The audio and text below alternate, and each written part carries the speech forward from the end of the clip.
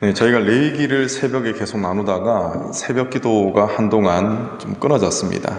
그래서 흐름도 같이 끊어졌습니다. 네, 때문에 나누었던 내용을 잠시 짚어드리겠습니다. 왜 제가 이렇게 말씀을 드리냐면은 오늘 드리는 이 말씀은 약간 좀 주제가 좀 달라지기 때문에 그렇습니다. 자, 지금까지 함께 번제, 소제, 화목제, 그리고 속죄제, 속건제, 이렇게 5대 제사에 대해서 살펴보았습니다. 이 제사를 통해서 하나님께서 인간에게 베풀어 주신 은혜가 얼마나 큰지, 또 하나님이 인간을 얼마나 사랑하시는지를 알 수가 있습니다. 어렴풋하게나마 알 수가 있습니다. 자, 죄로 인해서 하나님께 나아갈 수 있는 길이 막혔습니다. 그런데 그 길을 열어주신 것이 바로 이 제사법이라는 것입니다. 물론 하나님께 나아가는 궁극의 제사는 예수님께서 자신의 생명으로 십자가에서 드리신 그 제사입니다. 그것이 궁극의 제사입니다. 우리는 이 모든 것들을 통해서 하나님의 그 무한하신 사랑을 알 수 있는 것입니다. 그 하나님의 사랑의 향기를 우리는 이 제사법을 통해서 맡을 수가 있는 것입니다. 레위기의 5가지 제사 다음에 이제 이어지는 또 다른 큰 주제가 있습니다. 그것이 무엇이냐면은 오늘 레위기 8장에 등장하는 제사장의 임무입니다. 레위기 8장에서 10장까지가 바로 이 제사장의 임무에 대한 기록입니다. 오늘은 제사장의 임무라는 큰 주제 속에 있는 이제 아론과 아론의 아들들에게 행해지는 제사장의 위임식, 그것을 함께 살펴보시겠습니다. 하나님께서 제사장을 세우신다라는 것은 그 사람에게 예배를 드릴 수 있는 최고의 영광을 부여하신 것입니다. 그런데 이것을 깨닫지 못하면 하나님의 부르심에 합당한 예배를 드릴 수가 없는 것이죠. 그냥 드려야 되니까 드린다, 이렇게 되는 것입니다. 한 가지 지어낸 이야기를 해드리겠습니다. 나름대로 효심이 있는 그런 아들이 있었습니다. 그런데 그 아들이 홀로 된 어머니를 생각해 보니까 마음이 이제 아픈 겁니다. 그래서 어머니에게 어떤 것을 해드리는 것이 가장 좋을까라는 것을 곰곰이 생각을 했다가 이제 결정을 내렸습니다. 그래서 어머니의 이제 생일이 다가왔을 때 그 생일 전까지 이제 앵무새 한 마리를 이제 구매를 했다가 어머니의 생신이 오는 전까지 계속 훈련을 시켰습니다. 말을 할 수 있는 훈련을 시켰습니다. 그래서 이 앵무새는 이제 말을 굉장히 잘하는 그러한 이제 앵무새가 되었습니다. 이제 어머니 생일이 되었습니다. 그래서 이 아들은 부푼 마음을 가지고 어머니에게 선물을 드렸습니다. 어머니 선물입니다 라고 드리고 이제 시간을 함께 보내다가 집으로 갔습니다. 이제 집에 가서 곰곰이 생각하니까 궁금한 겁니다. 좀 며칠이 지났거든요. 궁금합니다. 과연 이 앵무새가 훈련을 잘 받은 앵무새가 역할을 잘 감당했을까 궁금한 겁니다. 근데 의심의 여지는 없었습니다. 왜냐하면 훈련을 철저하게 시켰거든요. 자, 그래서 이 궁금한 마음을 가지고 어머니에게 전화를 드렸습니다. 자, 어머니, 지난번 선물 마음에 드셨죠? 이렇게 질문을 했어요. 그러더니 어머니가 아이고, 마음에 들다마다 내 평생에 그런 좋은 선물 정말 못 받아봤다, 이렇게 체면치레로 말씀을 하신 거예요. 근데 뒷부분에 이제 그런데 아쉬운 게 있다 아들아, 이렇게 이야기를 하는 겁니다. 그래서 아들이 그게 뭔가요? 질문을 했습니다. 그랬더니 어머니가 이렇게 이야기합니다. 그 새가 다 좋은데 너무 작아. 네.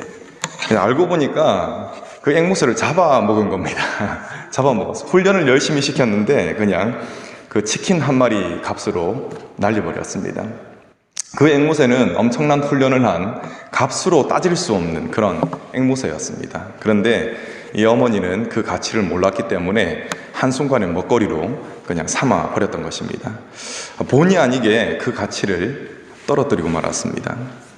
여러분, 하나님이 사람에게 주신 제사장의 직분도 마찬가지입니다. 굉장히 귀한 직분이죠. 그런데 이것의 가치를 모르면은 정말 방금 우스갯소리로 말씀드린 그것과는 비교할 수 없을 정도로 이 가치를 떨어뜨려 버리게 된다는 것입니다. 자, 하나님께서는 우리 모두에게 제사장의 직분을 주셨습니다. 예수 그리스도를 통해서 제사장의 직분을 주셨다는 것입니다. 그런데 이 직분이 얼마나 귀한 것인지 오늘 말씀을 통해서 제사장 위임식을 통하여서 한번 살펴보겠습니다. 그리고 그것이 오늘날을 살아가는 우리 그리스도인들에게 이 제사장의 위임식이 어떤 의미를 주는 것인지 그것을 함께 살펴보겠습니다.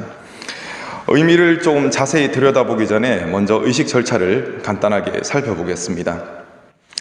제사장 위임식을 할 때 먼저는 깨끗하게 씻깁니다.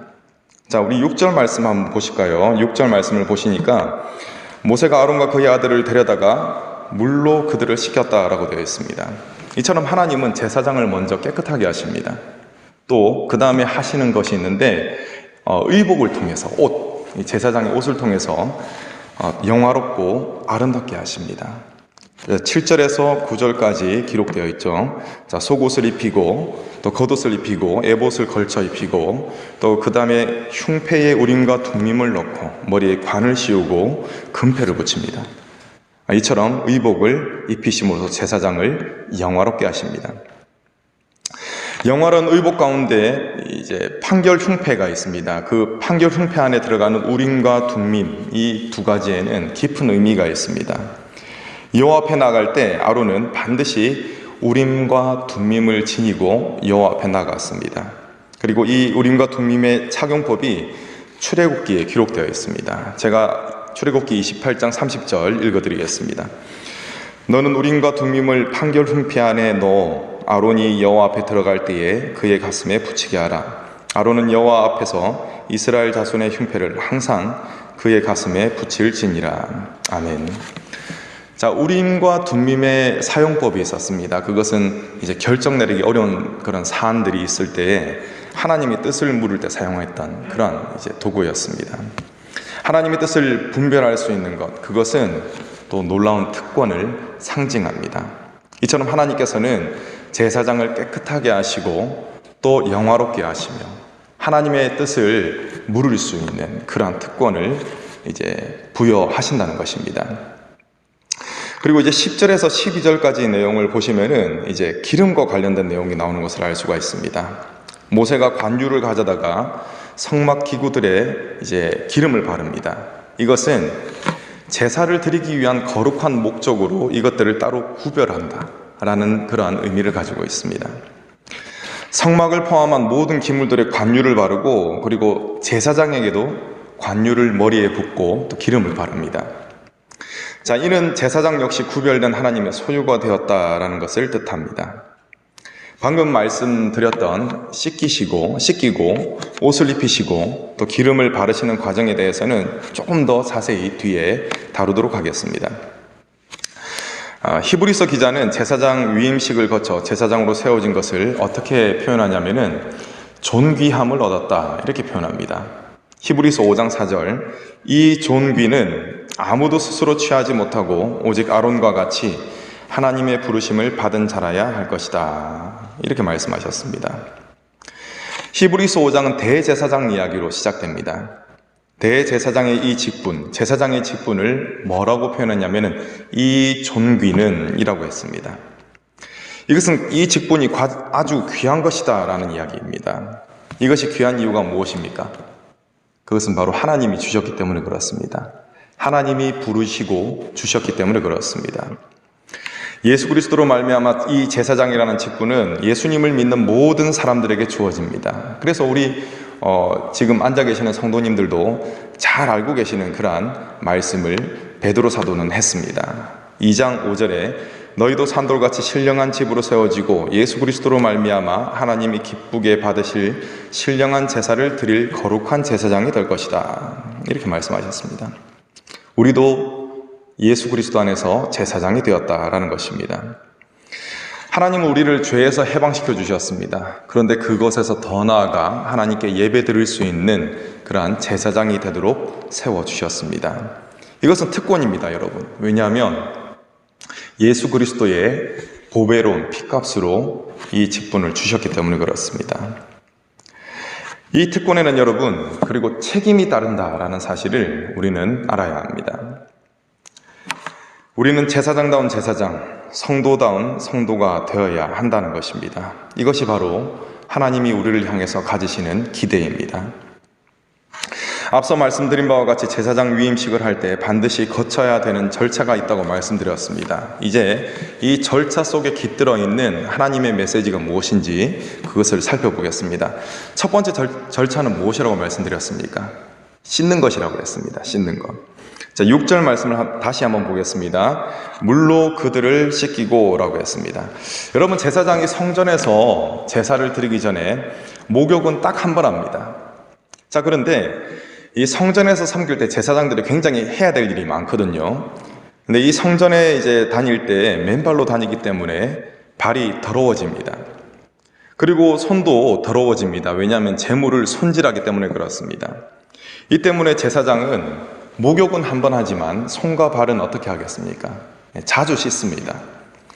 자, 이같이 제사장이 씻는 모습, 이 모습이 요한복음 13장에 예수님의 말씀을 통해서 드러납니다. 예수님께서 이렇게 제자들의 발을 씻기실 때 이런 일이 일어납니다.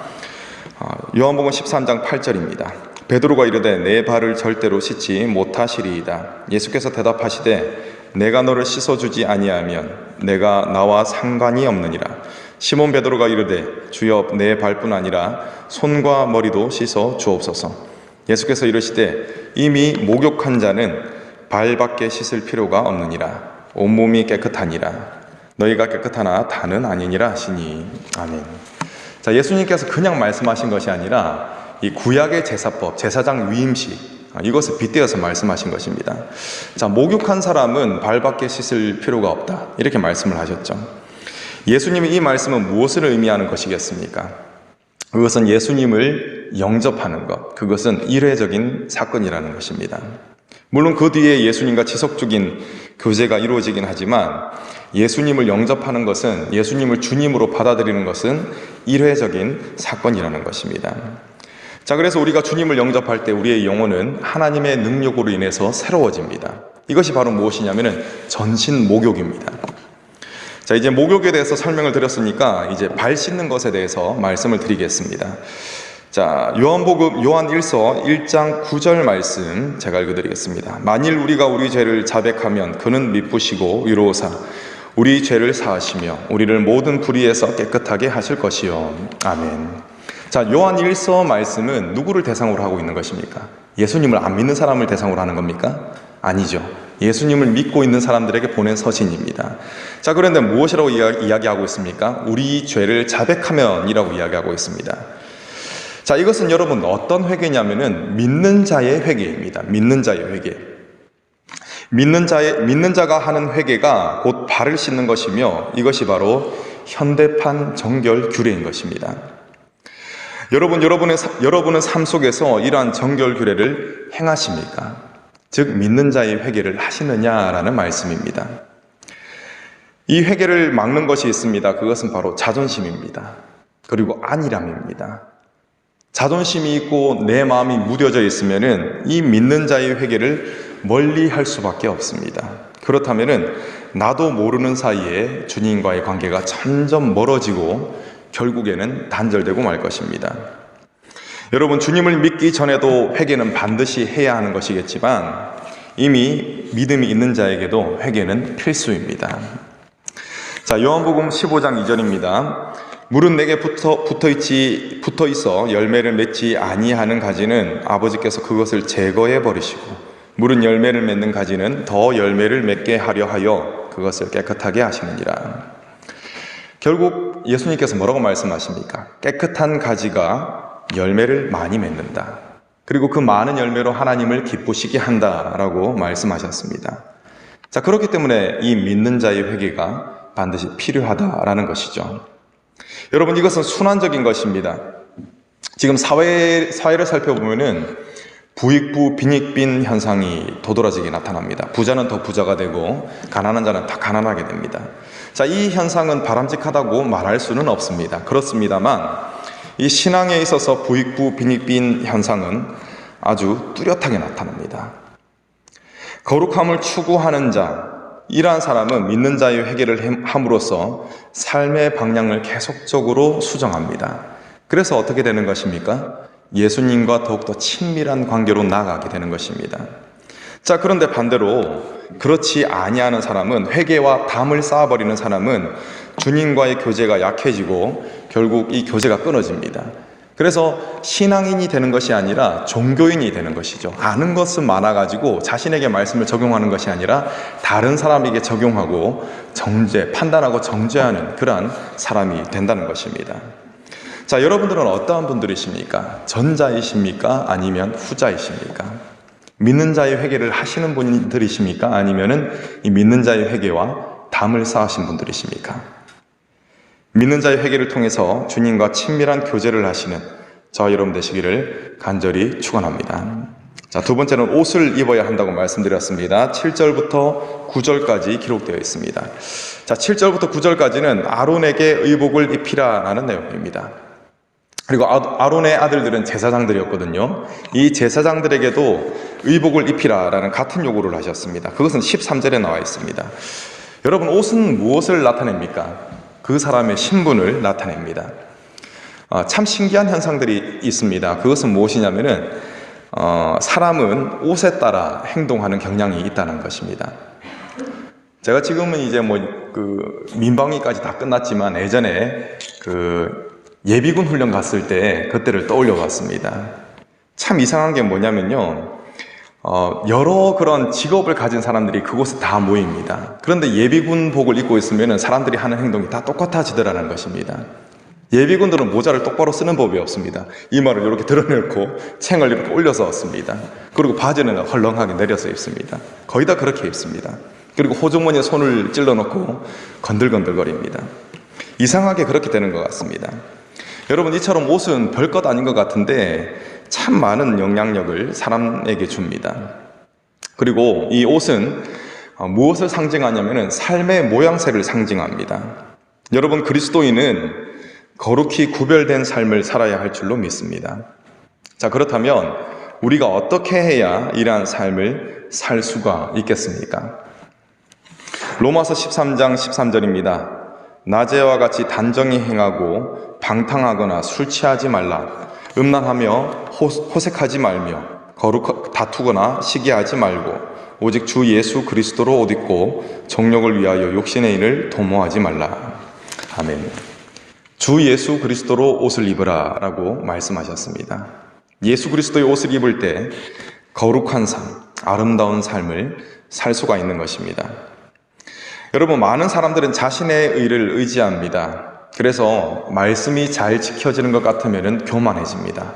내가 당신보다는 낫지. 말은 안 해도 그런 마음을 가지고 살아갑니다. 자, 그런데 만약에 말씀이 안 지켜지는 것 같으면 걷잡을 수 없는 우울감에 빠집니다. 나는 정말 어떻게 해도 안 되는구나. 이런 우울감에 빠진다는 것입니다.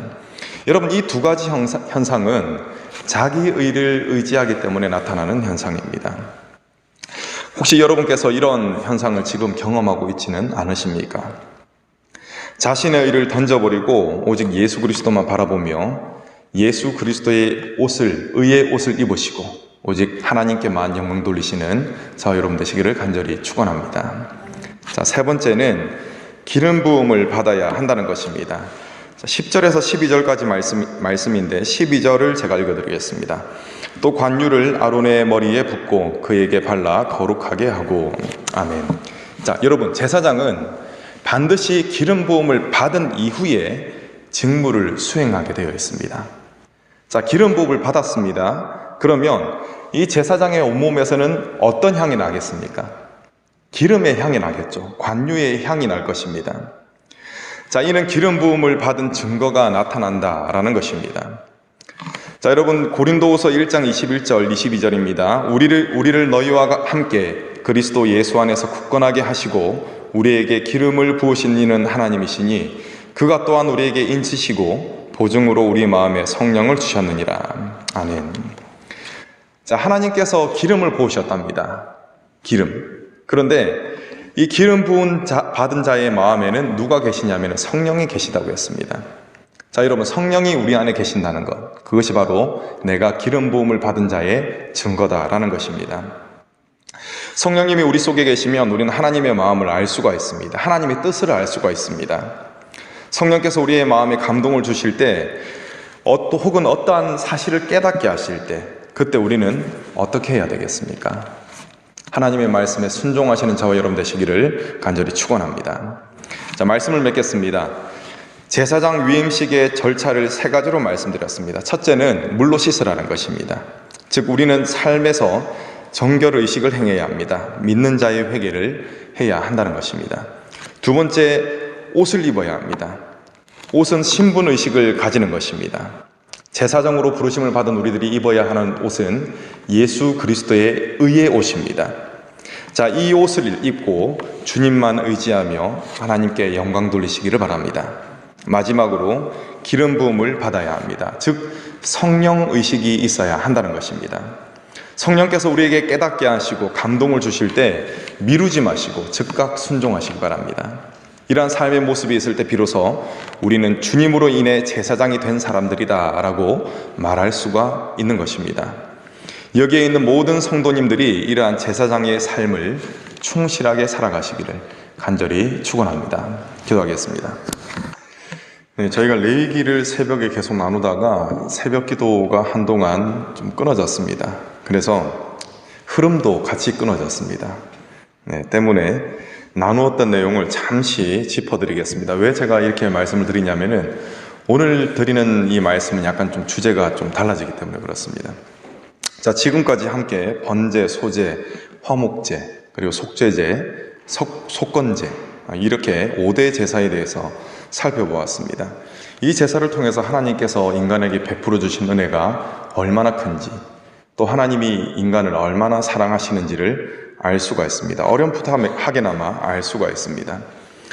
자, 죄로 인해서 하나님께 나아갈 수 있는 길이 막혔습니다. 그런데 그 길을 열어주신 것이 바로 이 제사법이라는 것입니다.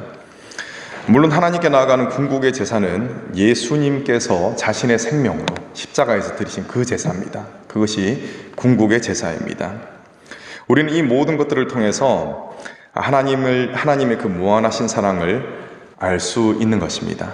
그 하나님의 사랑의 향기를 우리는 이 제사법을 통해서 맡을 수가 있는 것입니다. 레위기의 5가지 제사 다음에 이제 이어지는 또 다른 큰 주제가 있습니다. 그것이 무엇이냐면은 오늘 레위기 8장에 등장하는 제사장의 임무입니다. 레위기 8장에서 10장까지가 바로 이 제사장의 임무에 대한 기록입니다. 오늘은 제사장의 임무라는 큰 주제 속에 있는 이제 아론과 아론의 아들들에게 행해지는 제사장의 위임식, 그것을 함께 살펴보시겠습니다. 하나님께서 제사장을 세우신다라는 것은 그 사람에게 예배를 드릴 수 있는 최고의 영광을 부여하신 것입니다. 그런데 이것을 깨닫지 못하면 하나님의 부르심에 합당한 예배를 드릴 수가 없는 것이죠. 그냥 드려야 되니까 드린다, 이렇게 되는 것입니다. 한 가지 지어낸 이야기를 해드리겠습니다. 나름대로 효심이 있는 그런 아들이 있었습니다. 그런데 그 아들이 홀로 된 어머니를 생각해 보니까 마음이 이제 아픈 겁니다. 그래서 어머니에게 어떤 것을 해드리는 것이 가장 좋을까라는 것을 곰곰이 생각을 했다가 이제 결정을 내렸습니다. 그래서 어머니의 이제 생일이 다가왔을 때 그 생일 전까지 이제 앵무새 한 마리를 이제 구매를 했다가 어머니의 생신이 오는 전까지 계속 훈련을 시켰습니다. 말을 할 수 있는 훈련을 시켰습니다. 그래서 이 앵무새는 이제 말을 굉장히 잘하는 그러한 이제 앵무새가 되었습니다. 이제 어머니의 생일이 되었습니다. 그래서 이 아들은 부푼 마음을 가지고 어머니에게 선물을 드렸습니다. 어머니 선물입니다 라고 드리고 이제 시간을 함께 보내다가 집으로 갔습니다. 이제 집에 가서 곰곰이 생각하니까 궁금한 겁니다. 좀 며칠이 지났거든요. 궁금합니다.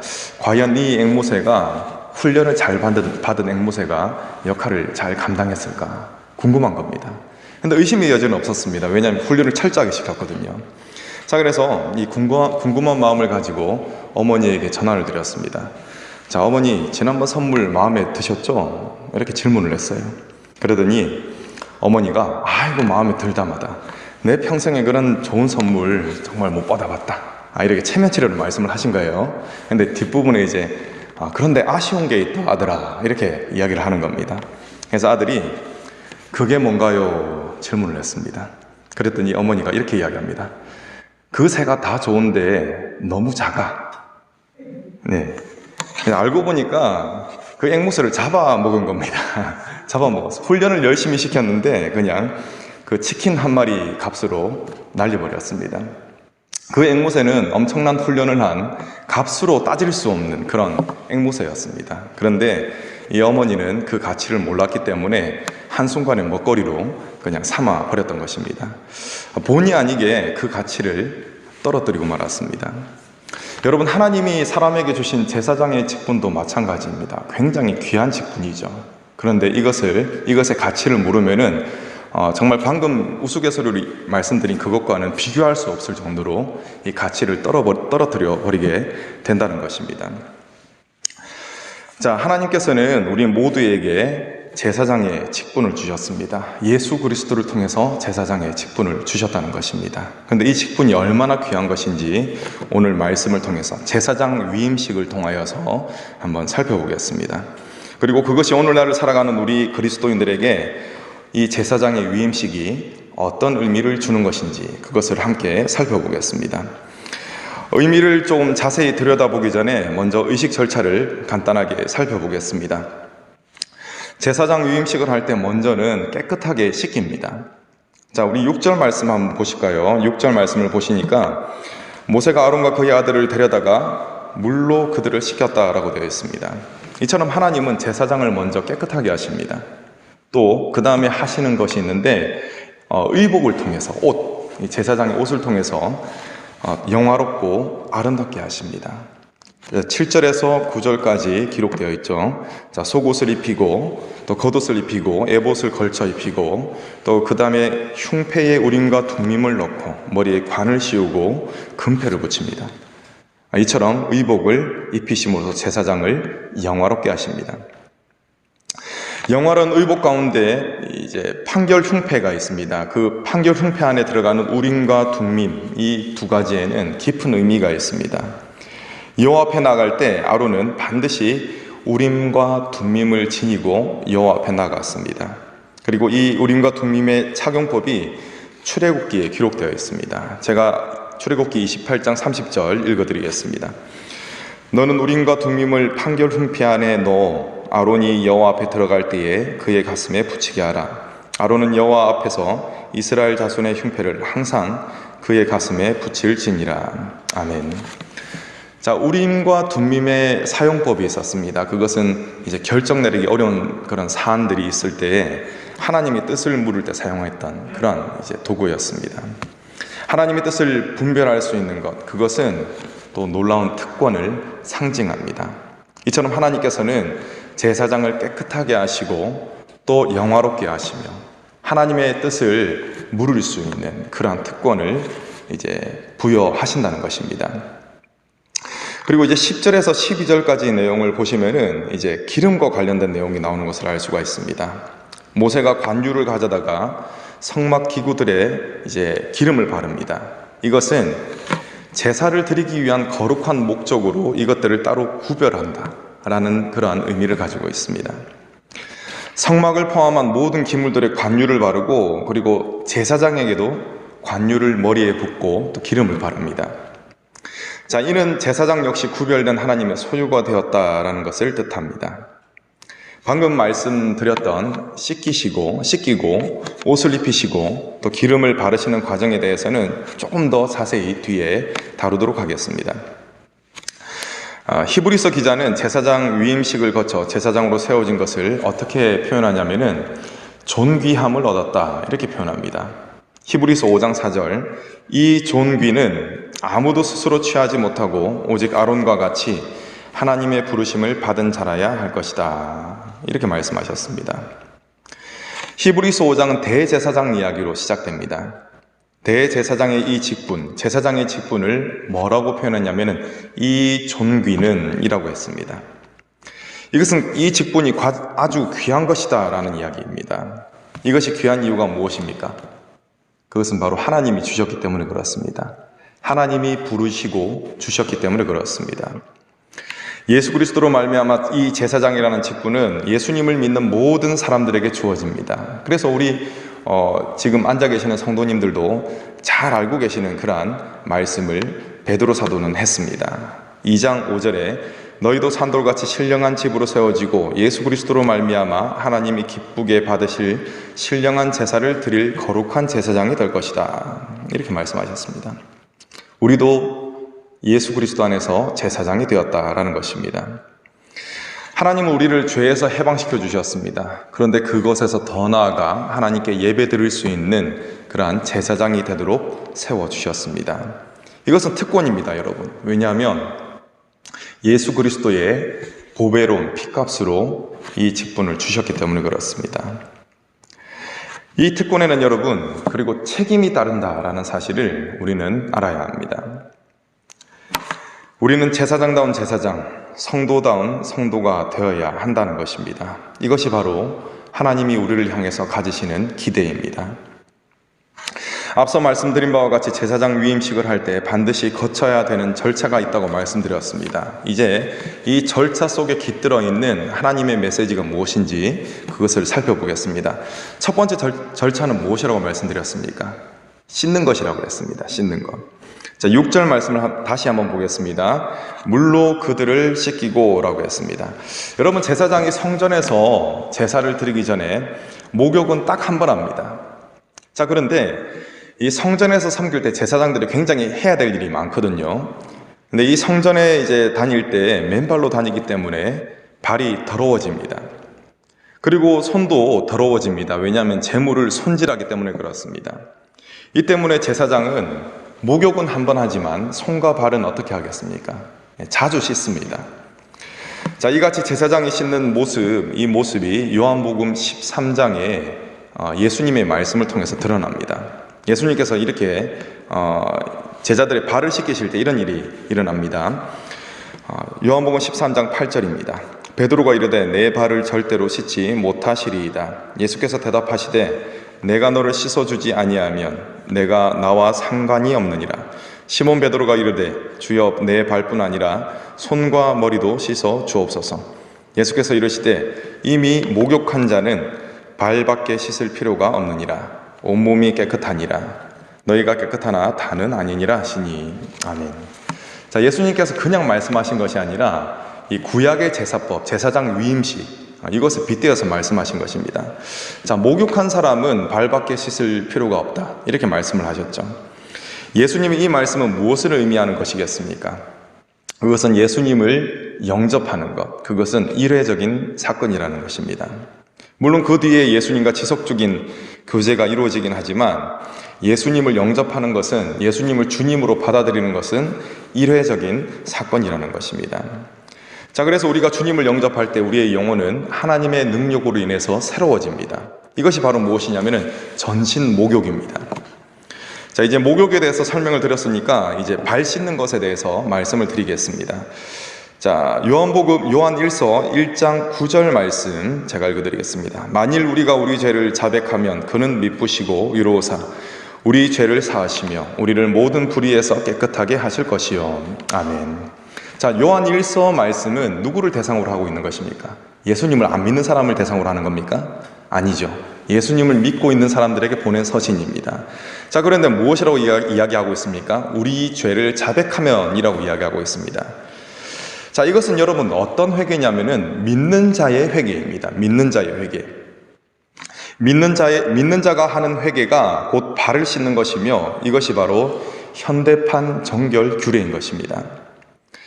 여러분은 삶 속에서 이러한 정결 규례를 행하십니까? 즉 믿는 자의 회개를 하시느냐라는 말씀입니다. 이 회개를 막는 것이 있습니다. 그것은 바로 자존심입니다. 그리고 안일함입니다. 자존심이 있고 내 마음이 무뎌져 있으면은 이 믿는 자의 회개를 멀리 할 수밖에 없습니다. 그렇다면은 나도 모르는 사이에 주님과의 관계가 점점 멀어지고 결국에는 단절되고 말 것입니다. 여러분, 주님을 믿기 전에도 회개는 반드시 해야 하는 것이겠지만 이미 믿음이 있는 자에게도 회개는 필수입니다. 자, 요한복음 15장 2절입니다. 물은 내게 붙어 있어 열매를 맺지 아니하는 가지는 아버지께서 그것을 제거해 버리시고 무른 열매를 맺는 가지는 더 열매를 맺게 하려 하여 그것을 깨끗하게 하시느니라. 결국 예수님께서 뭐라고 말씀하십니까? 깨끗한 가지가 열매를 많이 맺는다. 그리고 그 많은 열매로 하나님을 기쁘시게 한다라고 말씀하셨습니다. 자, 그렇기 때문에 이 믿는 자의 회개가 반드시 필요하다라는 것이죠. 여러분, 이것은 순환적인 것입니다. 지금 사회를 살펴보면은 부익부 빈익빈 현상이 도드라지게 나타납니다. 부자는 더 부자가 되고 가난한 자는 더 가난하게 됩니다. 자, 이 현상은 바람직하다고 말할 수는 없습니다. 그렇습니다만 이 신앙에 있어서 부익부 빈익빈 현상은 아주 뚜렷하게 나타납니다. 거룩함을 추구하는 자, 이러한 사람은 믿는 자의 회개를 함으로써 삶의 방향을 계속적으로 수정합니다. 그래서 어떻게 되는 것입니까? 예수님과 더욱더 친밀한 관계로 나아가게 되는 것입니다. 자, 그런데 반대로 그렇지 아니하는 사람은, 회개와 담을 쌓아버리는 사람은 주님과의 교제가 약해지고 결국 이 교제가 끊어집니다. 그래서 신앙인이 되는 것이 아니라 종교인이 되는 것이죠. 아는 것은 많아가지고 자신에게 말씀을 적용하는 것이 아니라 다른 사람에게 적용하고 판단하고 정죄하는 그러한 사람이 된다는 것입니다. 자, 여러분들은 어떠한 분들이십니까? 전자이십니까? 아니면 후자이십니까? 믿는 자의 회개를 하시는 분들이십니까? 아니면은 이 믿는 자의 회개와 담을 쌓으신 분들이십니까? 믿는 자의 회개를 통해서 주님과 친밀한 교제를 하시는 저와 여러분 되시기를 간절히 축원합니다. 자, 두 번째는 옷을 입어야 한다고 말씀드렸습니다. 7절부터 9절까지 기록되어 있습니다. 자, 7절부터 9절까지는 아론에게 의복을 입히라라는 내용입니다. 그리고 아론의 아들들은 제사장들이었거든요. 이 제사장들에게도 의복을 입히라라는 같은 요구를 하셨습니다. 그것은 13절에 나와 있습니다. 여러분, 옷은 무엇을 나타냅니까? 그 사람의 신분을 나타냅니다. 참 신기한 현상들이 있습니다. 그것은 무엇이냐면은 사람은 옷에 따라 행동하는 경향이 있다는 것입니다. 제가 지금은 이제 민방위까지 다 끝났지만 예전에 예비군 훈련 갔을 때 그때를 떠올려 봤습니다. 참 이상한 게 뭐냐면요. 여러 그런 직업을 가진 사람들이 그곳에 다 모입니다. 그런데 예비군복을 입고 있으면 사람들이 하는 행동이 다 똑같아지더라는 것입니다. 예비군들은 모자를 똑바로 쓰는 법이 없습니다. 이마를 이렇게 드러내고 챙을 이렇게 올려서 씁니다. 그리고 바지는 헐렁하게 내려서 입습니다. 거의 다 그렇게 입습니다. 그리고 호주머니에 손을 찔러놓고 건들건들거립니다. 이상하게 그렇게 되는 것 같습니다. 여러분, 이처럼 옷은 별것 아닌 것 같은데 참 많은 영향력을 사람에게 줍니다. 그리고 이 옷은 무엇을 상징하냐면 삶의 모양새를 상징합니다.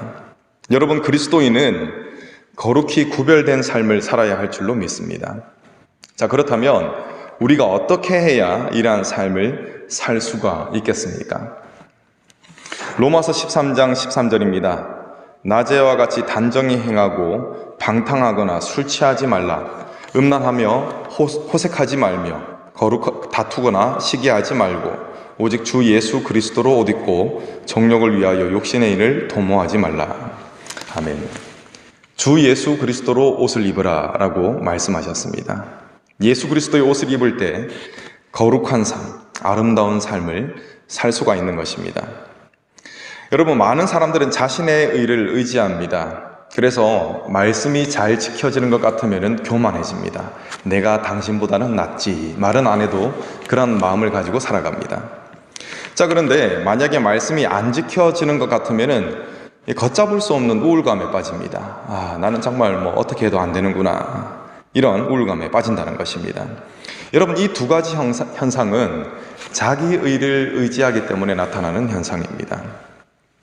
혹시 여러분께서 이런 현상을 지금 경험하고 있지는 않으십니까? 자신의 의를 던져버리고 오직 예수 그리스도만 바라보며 예수 그리스도의 의의 옷을 입으시고 오직 하나님께만 영광 돌리시는 저와 여러분 되시기를 간절히 축원합니다. 자, 세 번째는 기름 부음을 받아야 한다는 것입니다. 10절에서 12절까지 말씀인데 12절을 제가 읽어드리겠습니다. 또 관유를 아론의 머리에 붓고 그에게 발라 거룩하게 하고. 아멘. 자, 여러분, 제사장은 반드시 기름 부음을 받은 이후에 직무를 수행하게 되어 있습니다. 자, 기름 부음을 받았습니다. 그러면 이 제사장의 온몸에서는 어떤 향이 나겠습니까? 기름의 향이 나겠죠. 관유의 향이 날 것입니다. 자, 이는 기름 부음을 받은 증거가 나타난다라는 것입니다. 자, 여러분, 고린도후서 1장 21절 22절입니다. 우리를 너희와 함께 그리스도 예수 안에서 굳건하게 하시고 우리에게 기름을 부으신 이는 하나님이시니 그가 또한 우리에게 인치시고 보증으로 우리 마음에 성령을 주셨느니라. 아멘. 자, 하나님께서 기름을 부으셨답니다. 기름. 그런데 이 기름 부은 받은 자의 마음에는 누가 계시냐면 성령이 계시다고 했습니다. 자, 여러분, 성령이 우리 안에 계신다는 것, 그것이 바로 내가 기름 부음을 받은 자의 증거다라는 것입니다. 성령님이 우리 속에 계시면 우리는 하나님의 마음을 알 수가 있습니다. 하나님의 뜻을 알 수가 있습니다. 성령께서 우리의 마음에 감동을 주실 때, 혹은 어떠한 사실을 깨닫게 하실 때, 그때 우리는 어떻게 해야 되겠습니까? 하나님의 말씀에 순종하시는 저와 여러분 되시기를 간절히 축원합니다. 자, 말씀을 맺겠습니다. 제사장 위임식의 절차를 3가지로 말씀드렸습니다. 첫째는 물로 씻으라는 것입니다. 즉, 우리는 삶에서 정결의식을 행해야 합니다. 믿는 자의 회개를 해야 한다는 것입니다. 두 번째, 옷을 입어야 합니다. 옷은 신분의식을 가지는 것입니다. 제사장으로 부르심을 받은 우리들이 입어야 하는 옷은 예수 그리스도의 의의 옷입니다. 자, 이 옷을 입고 주님만 의지하며 하나님께 영광 돌리시기를 바랍니다. 마지막으로 기름 부음을 받아야 합니다. 즉, 성령 의식이 있어야 한다는 것입니다. 성령께서 우리에게 깨닫게 하시고 감동을 주실 때 미루지 마시고 즉각 순종하시기 바랍니다. 이러한 삶의 모습이 있을 때 비로소 우리는 주님으로 인해 제사장이 된 사람들이다 라고 말할 수가 있는 것입니다. 여기에 있는 모든 성도님들이 이러한 제사장의 삶을 충실하게 살아가시기를 간절히 축원합니다. 기도하겠습니다.